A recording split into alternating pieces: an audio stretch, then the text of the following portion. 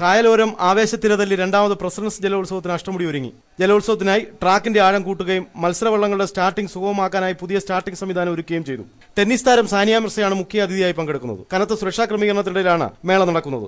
മേളയുടെ ഭാഗമായി നടന്ന ജലഘോഷയാത്ര വർണ്ണാഭമായി. 12 ചുണ്ടൻവള്ളങ്ങളടക്കം വിവിധ ഇനങ്ങളിലായി 54 വള്ളങ്ങൾ മത്സരങ്ങളിൽ പങ്കെടുക്കും. കൂടാതെ 4 അലങ്കാര വള്ളങ്ങളുടെ പ്രദർശനവും ഉണ്ടായിരിക്കും. വള്ളംകളിക്ക് മുന്നോടിയായി ബുധനാഴ്ച വൈകിട്ട് 4-ന് ജലഘോഷയാത്ര അഷ്ടമുടി കായലിൽ നടന്നു. തേവള്ളിയിൽ നിന്ന് ആരംഭിച്ച ഘോഷയാത്ര ബോട്ട് ജെട്ടിയിൽ സമാപിച്ചു. അഷ്ടമുടിയുടെ 8 ശാഖകളെ 8 വർണ്ണങ്ങളിൽ അലങ്കരിച്ച വള്ളങ്ങൾ പങ്കെടുത്തു.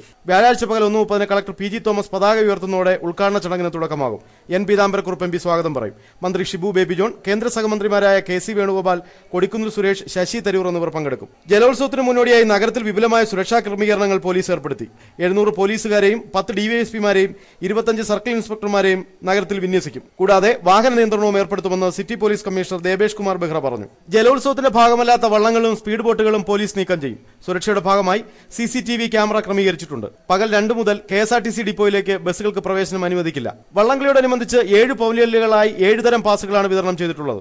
ജലോത്സവം നടക്കുന്ന അഷ്ടമുടി കായലിന് സമീപത്തു നിന്നും ക്യാമറാമാൻ ജയമോഹൻ തമ്പിക്കും സജീവ് സൈൻലാബ്ദീനുമൊപ്പം BR ശ്രീകുമാർ.